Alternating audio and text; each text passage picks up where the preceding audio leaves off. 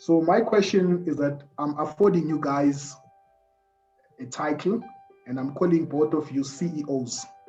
And you are currently a CEO of a public asset infrastructure management in South Africa. And I'm saying in 5 minutes, submit your proposal in terms of how you can convince a country, how you can convince the current government, and how you can convince investors that if this position is afforded to you, you will be able to turn around things into our assets and infrastructure, and the infrastructure that we currently have. You may choose any of these. You may choose power, you may choose water, you may choose rail, you may choose telecom, but just 5 minutes, and then explore and expand and convince the nation.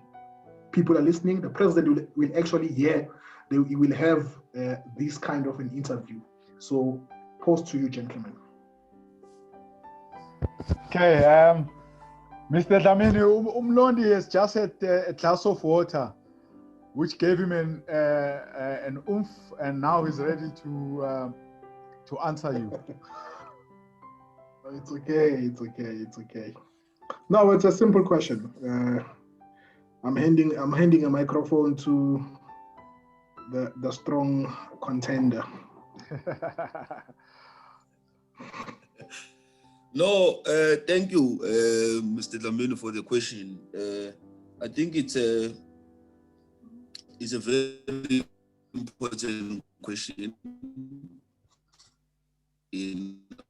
because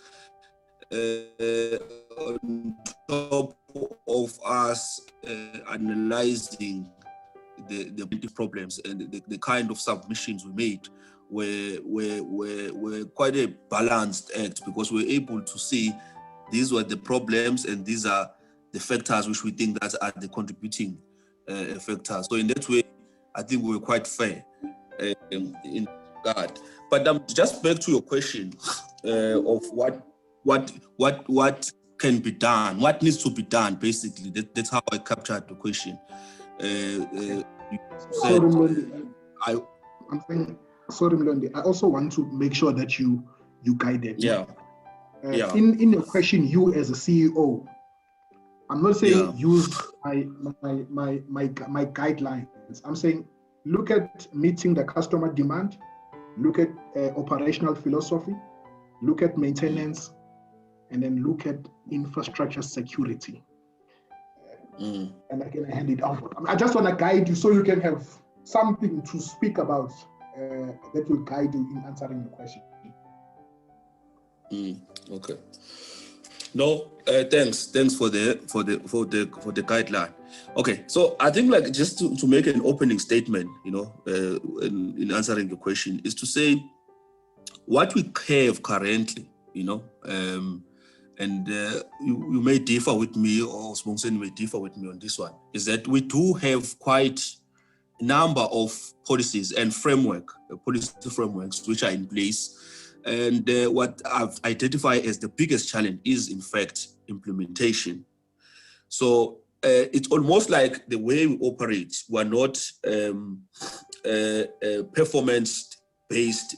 We don't have checks of, are we performing according to, are we following this policy that we're supposed to be following?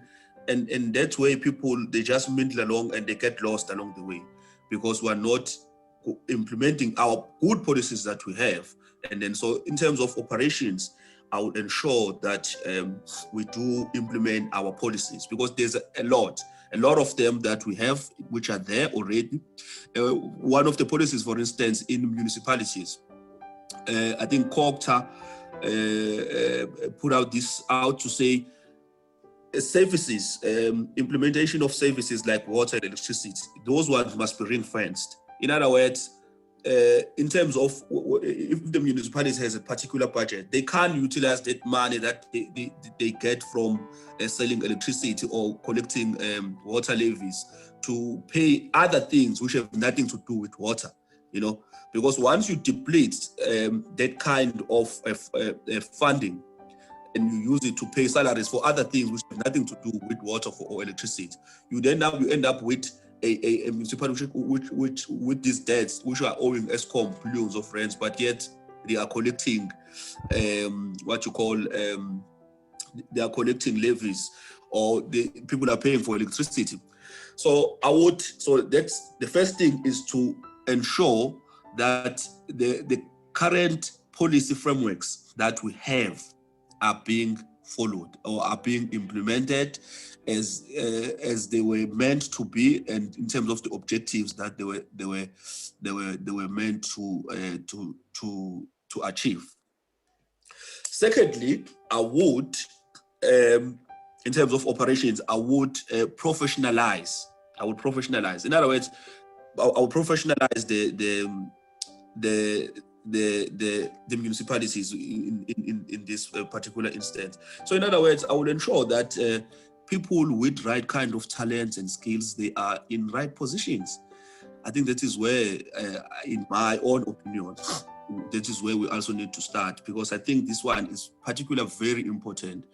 If you the stuff that we last week, for instance, in the news, there was this I think some municipality in Northwest where there've been sewage spills into the dam or the river, and then these municipalities went to court to say, can we take over and run the municipality?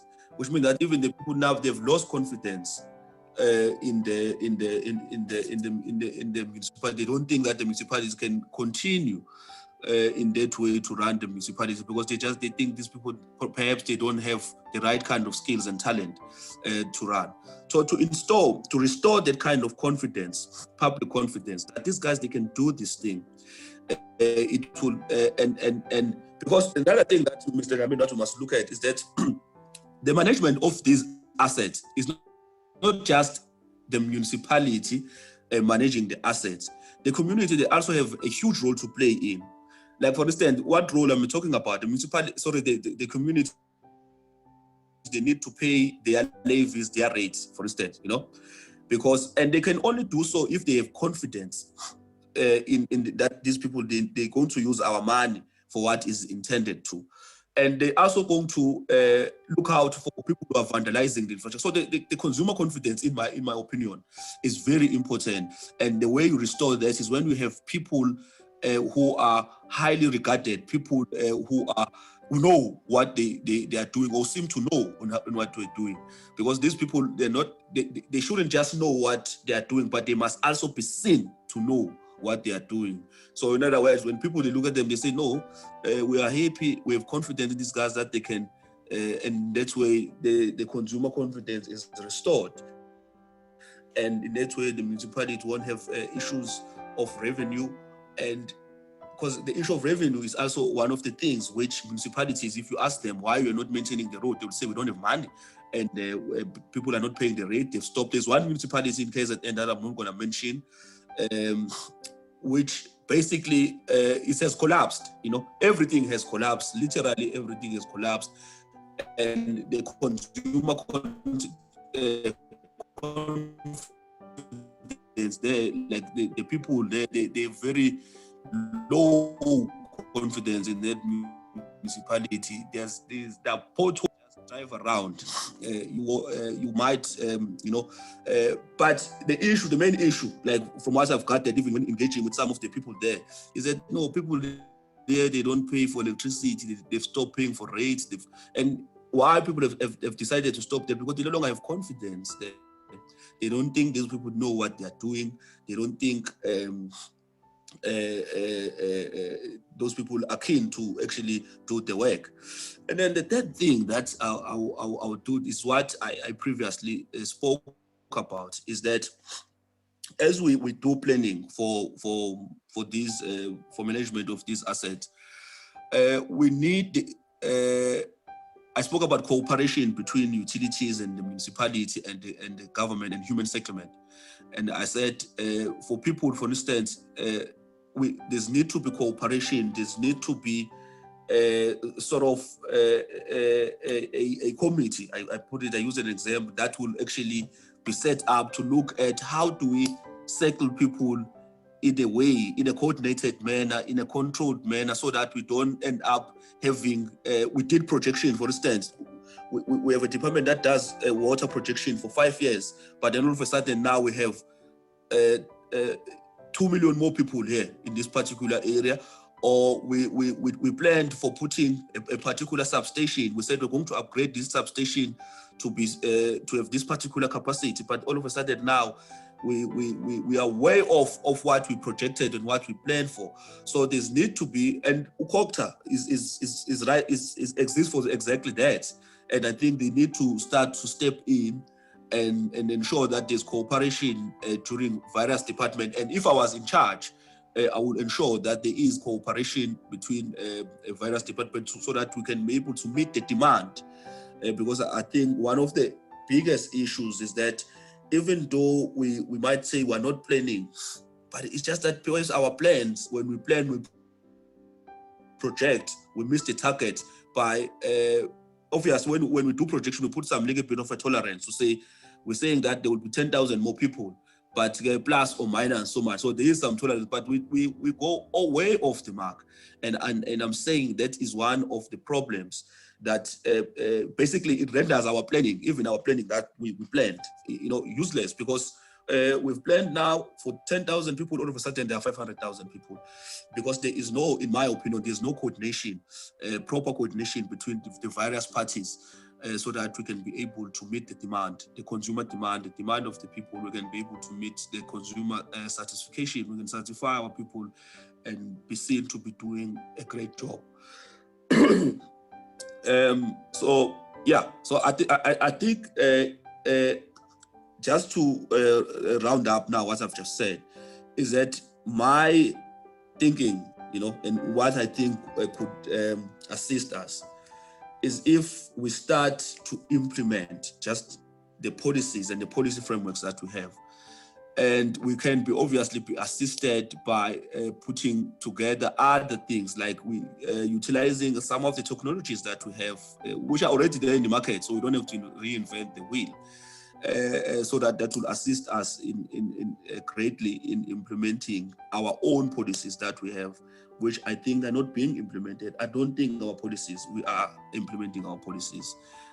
So the people that are in charge, just at the end, because you mentioned that we might be reflecting more on them, is that it might be seen that they're not doing the great job per se, but that might not necessarily be the case, but it might just be because they're not implementing, the policies are not being implemented.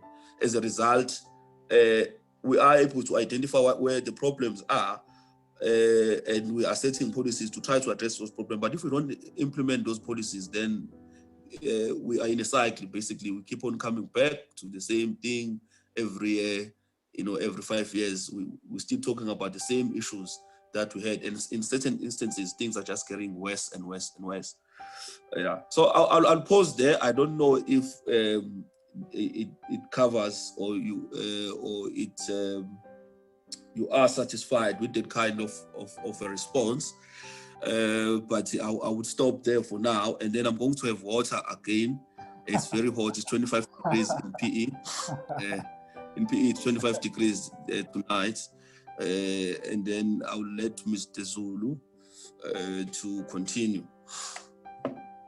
Okay, CEO Makeba, the floor is yours. How would you solve the problems? No, Mr. Cele put in some very important broad strokes there that actually I'm going to align with myself.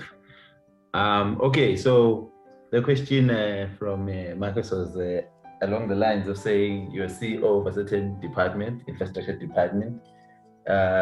You said infrastructure department, so we can select the department for the case of this. Sorry, Sbongiseni. Just so you know, you've got less than 7 minutes.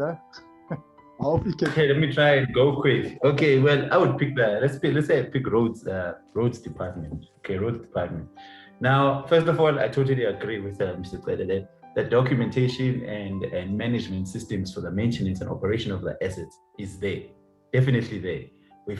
I've done analysis on this thing, and the documents have already been compiled. The systems and policies that should be implemented already exist in the municipality. So First thing I would do in that department, I want to get an asset register, which I will still come back to, is the most important part to me. I want them to actually do a technical one and a financial one. So I would basically be asking for an audit of all our assets. Very important to know the condition of each and every asset where it's located. That's the first part. Once we've done the condition of these assets, I would then ask them to bring in a private consulting firm, maybe to look at the traffic that these roads are facing and basically correlate that to the condition of these roads. Then from there, would be a targeted approach on looking at which roads we should look at for renewal and refurbishment and resurfacing, and which roads should we look at as a maintenance exercise where we're covering potholes, for instance. So the reason I'm doing that is because, as you know, we have the limited revenue budget and the limited operational budget that we would have in this department in this current state. So focus on the existing roads that are basically the ones that have the most traffic traveling on them, most heavy cars traveling on them, facing the most damage on them. The reason for this is because if we focus on those roads specifically and we renew those roads, that investment is covered for over 20 years. We don't have to worry about those roads. Because if we do pothole fixing and small maintenance, it's not going to work for us. So by renewing those roads, we can now progress in looking at preventative maintenance. Second thing in place I want to put in would be looking at BOTs, which is the build, operate, and transfer concessions with private institutions. So in essence here, we basically incentivize an institution. Maybe it's it wants to build a huge building in a certain location, provide the land for free on requirement that you guys basically build a road in this section, a road of these certain kilometers. And basically this is us moving the burden of the cost of building these roads to these guys, obviously over 20-year leases and so on, but basically providing them with incentives to actually bring the private sector, basically providing the private sector with incentives to actually help the municipality in infrastructure projects due to the limited resources the municipality is having right now, right? Third of all, look at more, corporate companies being formed within my department. So I'll have a corporate company focusing specifically on the payment management system and policies that we need to draft, a small company that looks at getting private investment from investment companies to assist us in the construction of these assets, obviously by incentivizing them. And last but not least, having a certain, private company that will look at the actual, maintenance of these assets. Reason for this is, again, split the roles and responsibilities and give them to direct institutions that can actually focus on things like innovative ways to monitor the roads, aside from the existing current systems that we're utilizing. And then obviously next up, once we have our perfect asset register that is basically fully functional, we bring that up whenever the IDP, whenever in the integrated development meetings where the city meets, and we basically bring in citizens to basically participate in saying that these areas are where the roads are having the most problems, and basically have them have a social responsibility to assist the municipality in maintaining these assets. In terms of, I think my colleague there, my Leonard friend, called it infrastructure security, if I'm not mistaken. Basically, because the truth is, no matter how much you want to stop vandalism, you don't have the finances to hire security for every single asset that you have. So in that case, you need to bring the municipality in to be part and parcel responsible for the assets that are in their location. So have community forums, multiple community forums with the community, engage with them, telling them that, guys, without this road, we don't have the money to fix this road if it breaks, if it gets damaged and vandalized. So you guys must help us protect these roads, have community forums and have someone specific who gets to travel to these community forums on a weekly basis and give us updates on the condition of these roads, where the issues are being faced and where we can help the citizens. But mostly, my key focus on this would be, you need private partners to enter the market. Whether we like it or not, the only question now is, how do we get them to find incentive in actually helping government construct its assets? Because looking at the revenue streams that government has and an economy that's crashing, you are not going to achieve these things with what we already have. I mean, we've had scenarios where the infrastructure head of Joburg stated blatantly in front of everyone that, wait, guys, the situation is that the number of potholes we have and the number of roads infrastructure that we need to replenish is sitting at around 30 billion. And there is no way that we have that money. That is something that is hard for South Africans to accept, mostly, because I see it a lot in the questioning that they ask, well, why aren't they fixing this? Well, it's hard for people to accept that replacing all the assets that are in the country right now, their replacement cost, it literally will damage the whole economy at the same time, although the benefits would be far ahead. So the only way to deal with the problem is to bring in private sector to play a part in these infrastructure projects. You know, even if you have to go international, go international, as long as you can agree to what we call a build, operate, and transfer project, where you lease out the project and they gain their investment back over 20 years and they transfer the asset into the city's name, because it is important for the city to own its assets.